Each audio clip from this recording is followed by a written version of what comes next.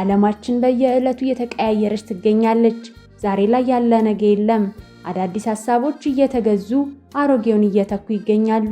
ዕለት ከዕለት በሚቀያየር ዓለም ልደቱ የተባለ ሰው ዛሬም ልክ እንደ 1997ቱ በሽግግር መንግስት እንጂ ሀገር መተዳደር አትችልም ብሎ እዛው ችንክር ብሎ ቀርቷል።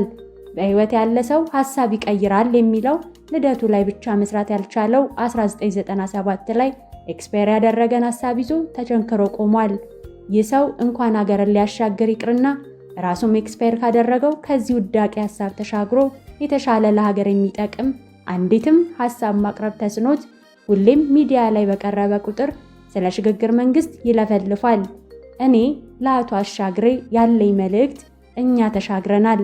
አንተ 1997 ላይ ኤክስፓየር ያደረገን ሐሳብ ይዘህ እዛው ቆመ ቀረ። ምን ነው በሉልኝ።